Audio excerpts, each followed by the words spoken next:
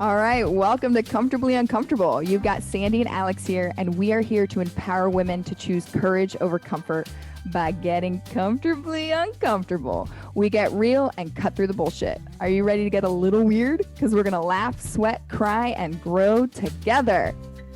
No topic is going to be TMI. Well, maybe for me, but not for Sandy. We complement each other in that way. Okay, so are we ready?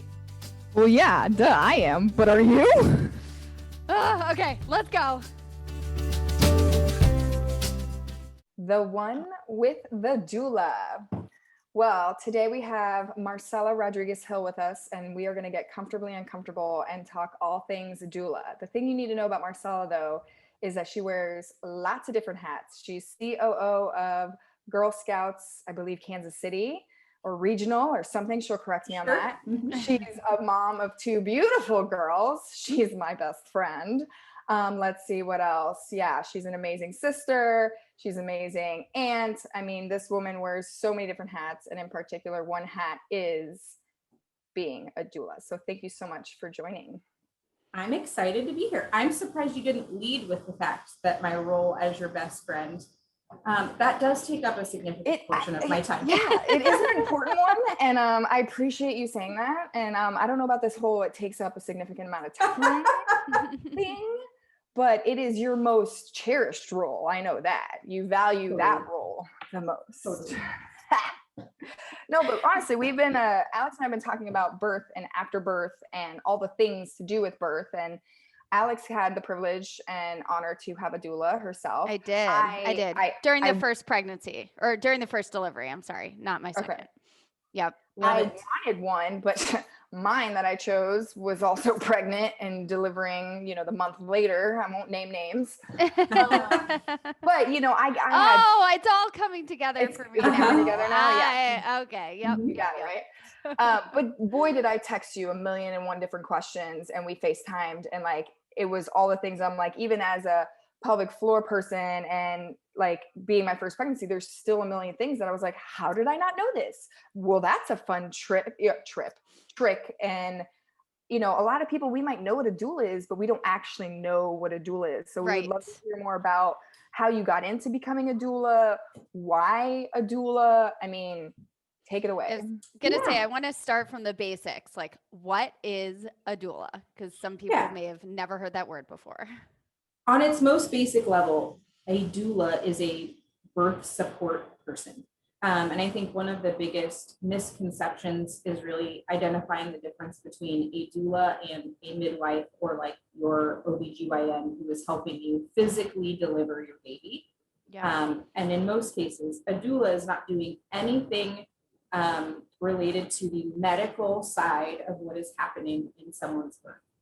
So a doula is really there for physical and emotional support throughout your birth experience. And I would say from whenever it is that you decide to engage a doula, so pre-birth, hopefully, in most cases, in best cases, you're working with that doula well before you ever go into labor. And then certainly there for your birth experience. And then postpartum doulas, which is a whole other piece of the support that a doula can provide, and being someone who is there to help answer questions, advocate for you, be a wealth of information and knowledge for all of the things that come with bringing a baby into the world, and then how to care for a baby in that fourth trimester, right? After the baby is already born, and taking care of mom, because so much of the information that's out there is specific to the baby. And that's great. But there's all sorts of things that come with being a mom that you need your own support and information. And that is really a space that a doula can help fill. So I'm excited to be here and talking about all things birth, because in all of the many aspects of my life, it's the thing I'm really passionate about, but don't always have this space to share. So sometimes having a doula, being a doula, can be seen as kind of a controversial thing. So I think one of the other misconceptions about all things doula is that if you're choosing a doula or a, what we'll call air quotes, natural experience for birth, that you are anti a medical experience in birth, and those things have nothing to do with each other. So like anyone can have a doula. You can be having a C-section and have a doula. Right. They're not necessarily related. Now, more people who are leaning towards having a natural, we'll call it a natural birth. I like to say all birth is natural because unmedicated, right? That's right. Unmedicated. So that's what I usually say. It's like an unmedicated birth. An unmedicated birth that gets associated with like a midwife and a doula. But so I've been a doula now since 2008ish, and participated in around 20 births, and I have been a part of every kind of birth. A home birth, a birth center birth, hospital births, and cesarean births. So like except for your best friend's birth, but I'm not bitter. It's fine. Well, that's what happens when we have children 5 weeks apart. No, true. No, but I think you bring up such a good point of saying we associate a doula with a specific type of birth. And so the fact that you've had 20 births and experienced it from home to hospital is a great eye-opening saying like, okay, this isn't necessarily an additional person, like you said, of medical treatment. This is an emotional, this is a knowledgeable and advocate for the mom. Right. Because so many times it's like, a lot of times, I'll be honest, the medical team is the advocate for the baby, and we don't really have an advocate for the mom. And so talk to us a little bit more about that role of advocating for the mom, and from the beginning, labor, birth, and delivery, and like you said, postpartum.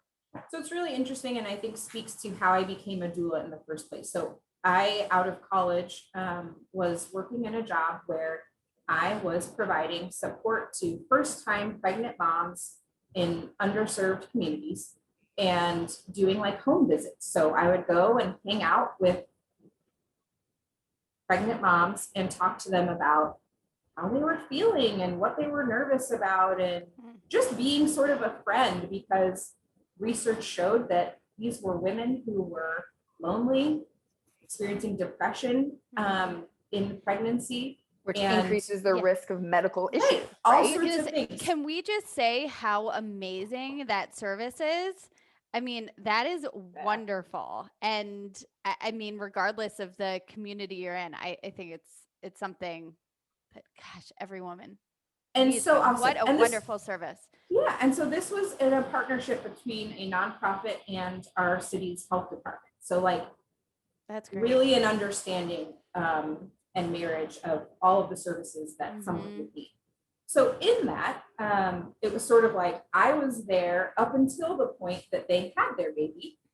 And then something like parents as teachers would come in after their baby was born and provide the like developmental information for kiddos after the fact, or work in partnership with them. But what we were realizing was that, so I was a support person all the way up until they were about to have their baby. And then it's like, here, go to the hospital and do your thing. And there's so many similarities with like when you have the baby, it's like, okay, well, you got your baby, so goodbye. You're fine now. And so the organization that I was working for offered me the opportunity to get trained as a doula so that I could actually be present and participate with my clients when they were giving birth. And so I was like, yes, sign me up. That's totally cool. But I was also, 24 and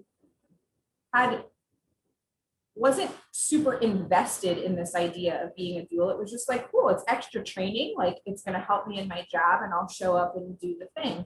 And then the further I got into it, and certainly after I experienced birth with my first client, it was like the light bulbs went off of all of the reasons why having a person in the room who can translate the medical stuff to the person experiencing the birth of like, here's what this all means. Here's where you are. I often reference anyone's birth experience is like a marathon, right? So you need to do different things in each phase of your marathon of your birth experience, of pain management, of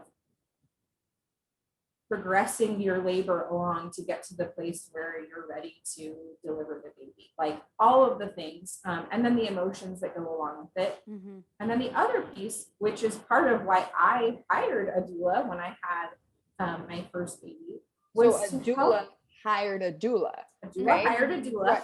I love this because it's like doctors need doctors, right? Like teachers need teachers. You're like, Yeah. just because you are something doesn't mean you don't require, like if I got hurt, I'm not going to just give myself therapy. I'll probably have a therapist. So like, again, this idea of you don't have to do it alone or do it yourself, even if you have that expertise. And, that I want to make sure and make that clear, because you're going to go into the reason why you yourself, a doula, somebody who can probably deal and translate all the things medically, and you've been to however many births, you yourself chose to hire a doula. Why? Yes. And so I needed it for two reasons. One, I knew that and I was so grateful to my doula for this. I was awesome at the pain management part. Like I rocked that stuff out so well. Like it's like feeling like superwoman, right? Of like, I can manage this stuff all day long. But then you get to a place where you have to move through the pain to progress things along in a certain way. And certainly when I was in labor, I was not able to choose that on my own. And I needed someone to go, okay, we're going to move into this position. We're going to do this. I know it's uncomfortable, but we've got to get you uncomfortable. Comfortably uncomfortable. We've got I don't know. I think just straight up uncomfortable. Probably. Well, this idea of like, we sometimes, pain is bad. And like, I'm not saying no pain, no gain, because I hate that saying. Like, no, it depends. But in this particular situation for you, it was like, you're doing a great job managing this, but I'm going to help you along to get to this next stage. And I've got to get you comfortably uncomfortable, right? Yeah. And I was not a willing participant in doing that. So like, I was like, no, I'm good right here. I'm not a willing participant. I'd be like, F no, back up. And I also knew that I wasn't going to be responsive to my partner trying to get me to do that. So, that's a huge point, I think. So that was the other piece, is that I think in several of the births that I've attended as a doula, I've done more supporting for the partner in the room, even than I have for the mom who's in labor, because it's scary. One, like if you've never seen it before, it's really uncomfortable to see this person that you love dearly in a lot of pain, and unsure about when it's pain that's normal and you're supposed to be experiencing all of the things versus, something's wrong. And so being able to translate all of the monitors and things that are going off and what's within the normal range versus when is a time to be concerned, or just knowing how to help, right? Right. Especially when you're talking about a male partner, they don't know what it's like to even have a uterus, right? So like cramps. Most women have experienced cramps or have some idea of like, this is going to be uncomfortable. This is going to hurt to a certain extent. I think my favorite right now is on TikTok, the like men wearing those simulators or whatever. And like, you see men on like level 2 and they're like, and then like women are on level 10 and they're like, this doesn't even feel like a cramp. Like what? Like, I think one of the most compelling reasons for me when I hired a doula, and for my husband as well, was having someone there that had been through this before. I mean, neither of us had ever been there before. So having, to your point, that person that can kind of translate the medical and to help you stay as comfortable as possible in this situation with all the people, flowing in and out. I mean, we were in a hospital, but just to make sense of it all. And I don't know if it's just my experience, but when I was pregnant the second time around, the conversations with my doctor were a lot different. I didn't feel like I was in the dark as much. And I almost feel like for a first time mom, there was this feeling of, you're better off not knowing. Almost, or like, you don't really need all the information. Like, it's just going to kind of happen and we're going to figure out the best way for this baby to enter in the world, but you really have to do your own digging. And I felt like with my doula, she helped me do that digging, like getting the answers that I wanted. And I was kind of floored the second time around, feeling like, oh, now you're really willing to talk to me about the nitty gritty, because I'm not, I've been there, I've done it. I'm not going to overanalyze it maybe, or, come up with all these things. But that translation, I feel like, is so critical. And I'd love to know a little bit more about how you interact with doctors, because to your point, some doctors might not be thrilled with this extra person coming into the room. So I'd love to hear your opinion on that, and maybe how someone would approach it if they do have a doctor that maybe they trust and want to stay with, but isn't totally thrilled about the doula idea. Totally. And I've had the full range of experiences of hospitals or birth centers that are very welcoming and talk directly to me as a doula and include me sort of in the conversation. I feel like in my opinion, something that makes a really great doula is sort of like, you're silent when it's time to be silent, and you're vocal when it's time to be vocal. Okay, yeah.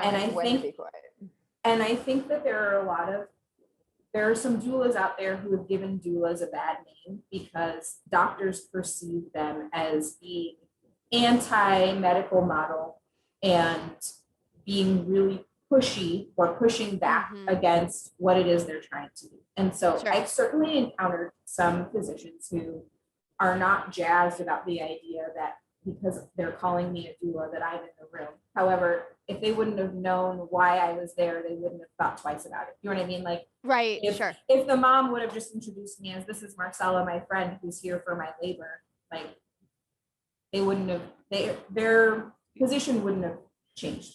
Right. So, I always introduce myself and say why I'm there.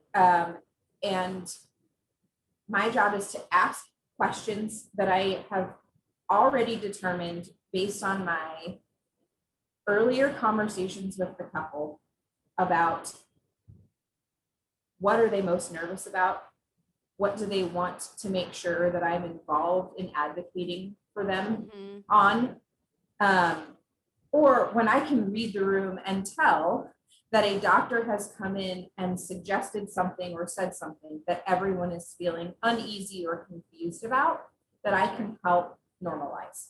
Because I think that so much of what a doula can do is really just normalize someone's experience, because the more anxious everyone in the room gets, like, the more complications can come from that experience. Because part of just birth in general is relaxing the muscles, right? Like, you gotta relax so that the baby can come out, because if you're super tense, like, those are all the things that keep baby in there. Yep. This is what I tell people all the time of like, why are you doing your Kegels while you're pregnant? Like, that's literally the opposite thing you need to do. You need to learn to relax the pelvic floor and allow things to come down and naturally progress down. I mean, and again, when you're in a tense moment, you're doing it without thinking. And so having somebody guide you through that, of like that reminder and being that advocate for you, is a big deal. I mean, I think, like you said, with the physicians, it's going to be an it depends situation of like, I think it's a great thing to bring up before Labor Day, right? And saying, hey, like, I have this person is going to be part of my plan, and this is their role, and this is why they're here. Maybe that creates that communication with the physician. Like, oh, okay, like, again, we're not competing. We're here to all work together. Right. It's like, that's the thing. I think what I find with a lot of people when I work with them prenatally, and I talk to them about, hey, are you going to hire a doula? Like, have you practiced your breathing? Have you done this? And they're like, oh, well, my sister's a nurse. My mom's a nurse. This is this, like, you have like 5 degrees of somebody in the medical field. And I'm like, okay, that's great. Yet, have you thought? And so I would love your opinion. I mean, I have mine, like, my personal experience is like, my mom she's retired now, a labor and delivery nurse. Like, she's been, I don't even know how many births. I think you even worked with her on some deliveries. And it was hilarious to see her at mine. I mean, she completely like freaked out. Like, it was so funny of like her being the mom. She didn't know how to do mom and nurse, like nurse midwife at the same time. Like, it just wasn't, calculating. And so that's my experience. And that's where I always tell people, I'm like, yeah, but I had a mom who had this all experience, and yet when it came to my birth, she was like, wait, what? My daughter's in pain. I think to your point of saying like a partner seeing your partner in pain, or a mom or a sister seeing somebody in that pain, it completely changes the game. Mhm. Yeah, I think it's also about like, I don't have a vested interest in what a mom who's delivering is saying she wants. So like my job is to help her get what she wants, whatever that is, not to push my own agenda. And it is impossible when you are working with someone that you have a relationship with to not, on some level, be trying Right, to good point. influence them in some sort of a way of like, Mhm. here's what I think is best for you. Yeah. And for me, it's like, I don't have a what I think is best for you. You being happy at the end of this with how it all turned out and feeling like you accomplished what you were trying to do. And so that's my goal. And that all comes from asking the right questions before we're ever in a delivery room. And so to go back to your original question about doctors, like sometimes it's just me translating whatever the doctor has said or asking the question I can tell the parents want to ask, but are scared of the doctor Mhm. because that's the official person in the room and you don't want to sound dumb.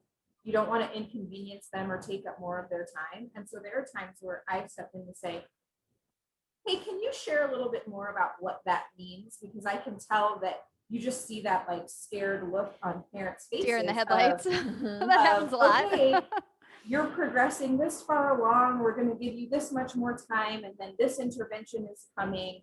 And that's all fine and well, but sometimes it's just nice to have someone to tell you. And that's okay. And that doesn't mean anything's wrong with your baby. And that doesn't mean anything is wrong with you. Like, let me just break it down for you. And I feel like that's so much of the value add of a doula is just to be able to normalize the whole thing, because Mhm. birth is birth and every birth is different, but there are things to be concerned about and things that it's just like, yeah, you might be the mom who labors for 2 hours and has a baby. You might be the mom who labors for 2 days and has a baby. And all of that is normal, right? So like, Mhm. there is no right or wrong way to have a baby. It's all about what are you wanting to get out of this birth experience and how can I help you get that? So before we got on camera, you said something that was beautiful. I'm going to make you say it again the exact same way. No, I'm just kidding. But we were talking about, you hiring a doula and then your different hats and everything. And, another number one question is right now we're all trying to be fiscally responsible. And so this idea of spending more money, and it's like the why of like, why, you talk to it of the emotional support, the physical support, the advocate, the knowledge, the translation. But at the end of the day, like, why would I want to spend and how much on a doula? And if I can add on to that, I remember in my experience, there were different levels. And, depending on the way it was classified, if I recall correctly, is whether you're having any complications and you may be considering different levels of experience. But yeah, how do you decide? And there's different doulas who specialize in different things. So like Oh, I have a background in working with people who've experienced trauma. So like that is some of what I did. Of like that's a whole other, that's a whole other conversation that I could. That's another episode. Yeah. Because there are things about birth that can be really triggery depending on the type of trauma that you've experienced. So like, yes, there are so many different levels of experience. You can't see my hands. Levels of experience, specific areas that you want to focus on. So like same, I had a doula for my first birth. For my second, I chose not to have one for my birth experience, but I relied on my doula for postpartum stuff because I realized that the second time around was the part I was the most anxious about based on what I experienced the first go around. And breastfeeding was hard, and Right. I had a colicky baby, and all of that was creating stress for me. So from a cost perspective, I think it's a lot of health flexible spending accounts will reimburse you for doulas now. So that's like That's awesome that we've That is come to a great. place where that is now something that people can do. But also, I think so much of my reason for hiring a doula was even just for my husband. In full transparency, I knew that it was creating a lot of anxiety for him, that I knew what to expect and I knew what was going on, and he felt really in the dark. And so we were making some really strategic decisions about who was going to get to be in the room for the birth of our baby. Same, my mom is also a nurse, and I chose not to have her there because I wanted a certain kind of experience with my husband, and I wanted for he and I to experience that together.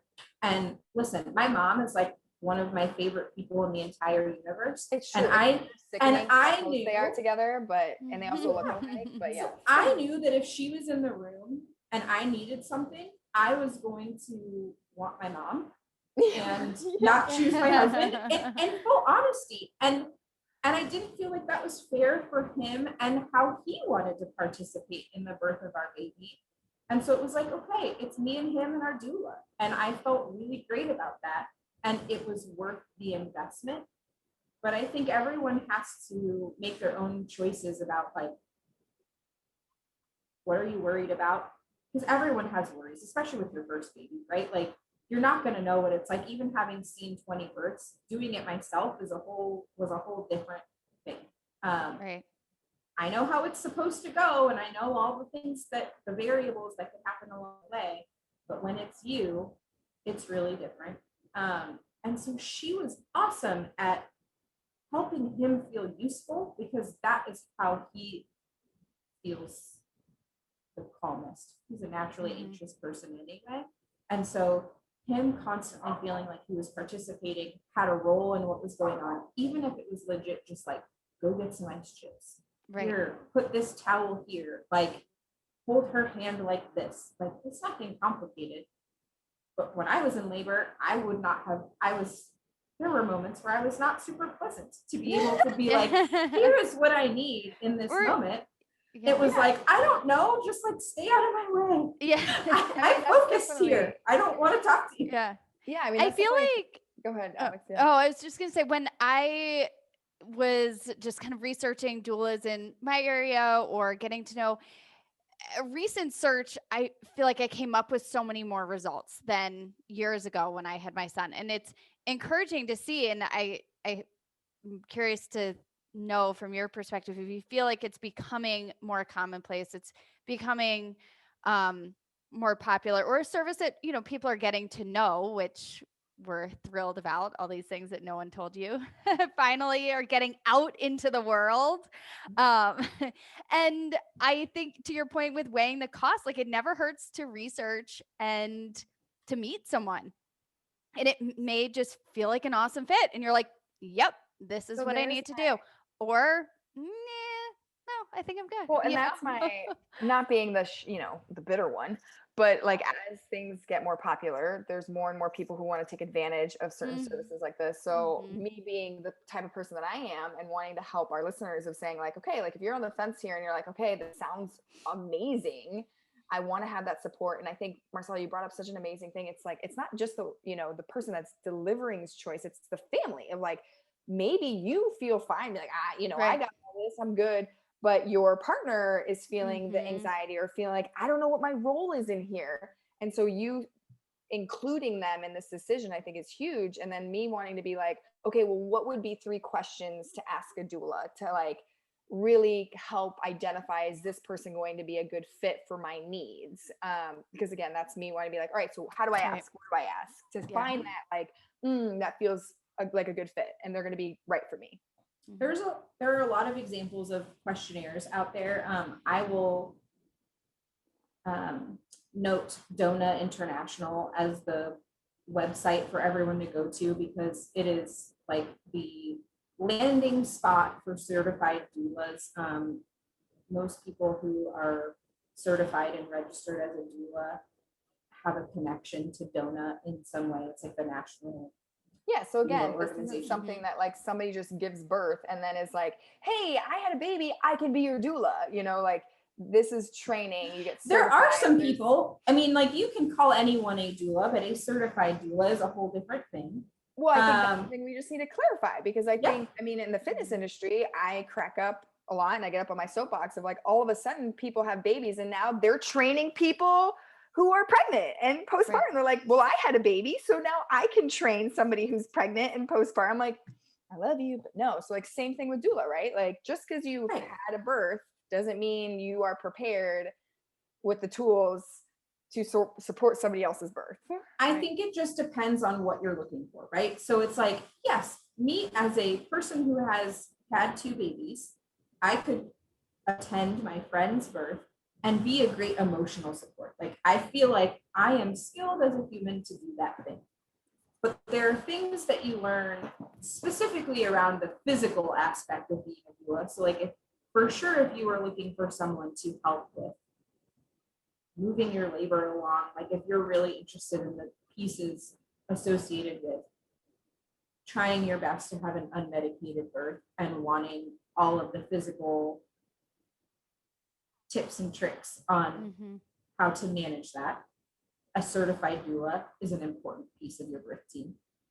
Versus like, I just need someone who's going to be able to help me feel like be my cheerleader in the room, then maybe it's okay to have someone who is just an emotional support person and may or may not be certified in that. But like, there are things that a certified doula learns in their training, and in their, they have to have a certain number of hours of, you know, birth experience and all of those sorts of things that I think are really valuable. And then certainly with the postpartum aspect, where a lot of it is very training based physical stuff, Right. like I think that certification is a really important piece. And just to clarify, in case people couldn't understand, it's Donut, D as in dog, O, N as in Nancy, A. And we'll put it in the show notes too, a link to their website.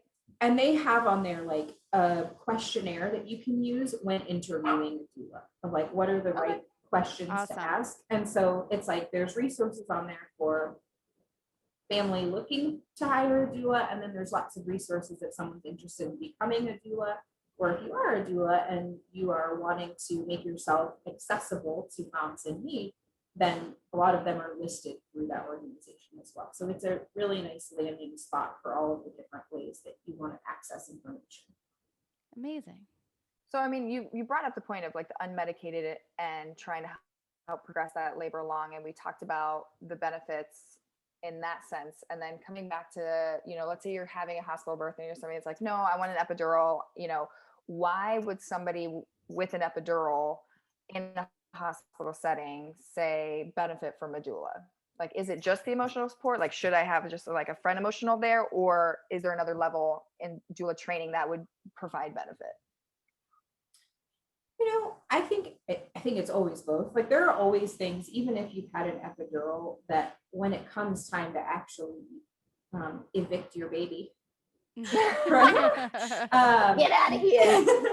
that are going to be more helpful than others. I think definitely in supporting a partner in the room when you're having an epidural, it can be really helpful, because that's when the extra are like, so she seems fine, I don't know what I'm supposed to be doing.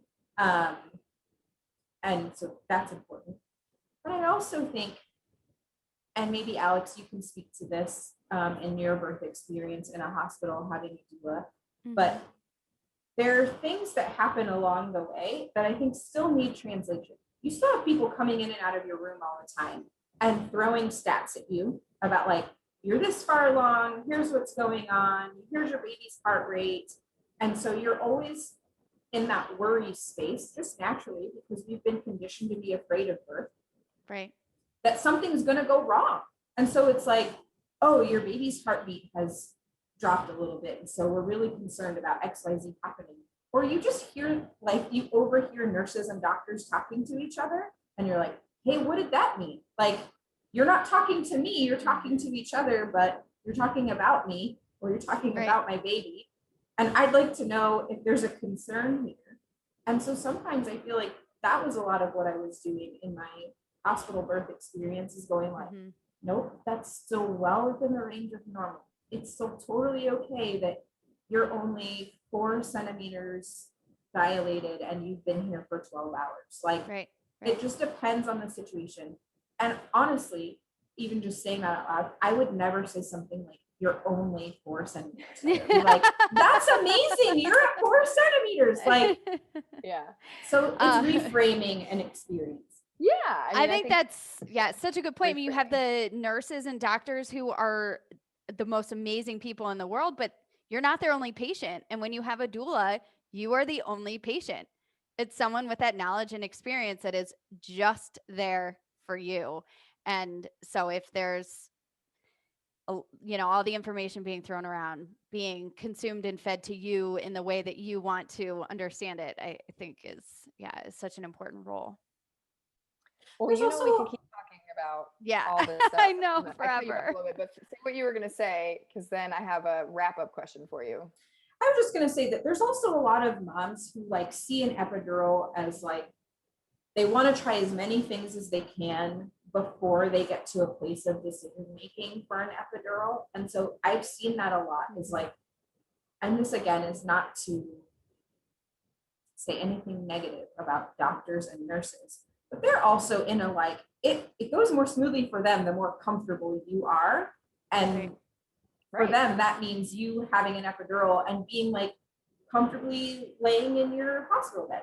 And that may not be the experience that a mom wants to have. And so I think in those scenarios, having a doula who can advocate in a way to say, can you give us 1 more hour? Can you give us 2 more hours? We really want to try these few things first before we make a decision about an epidural, because a laboring mom, asking her to do that when she's in a place of pain and focusing on what she needs to do, like, that's just not a realistic expectation to have of someone who is experiencing the thing. Like, we don't let people who are experiencing other medical conditions make decisions like that for themselves in a lot of other scenarios. You wouldn't say like, hi, so you've got a broken bone.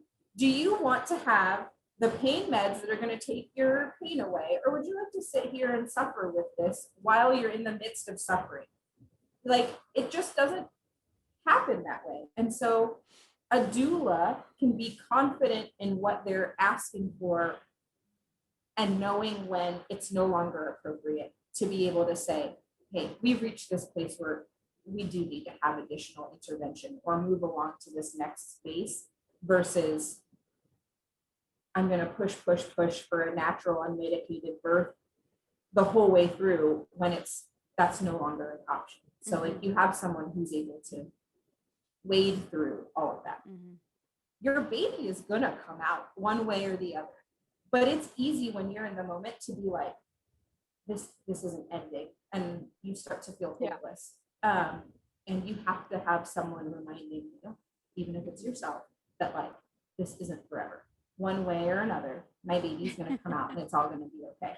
Because a lot of times you talked about the trauma of like, you go in expecting or wanting something and then something else ends up happening. And at the end of the day, it all is great. And it's having to manage your perception and your view of it. And so I want to leave us with this of like, even if you don't know what affirmations to give yourself, we're going to say, I am capable, I am worthy, and I am enough.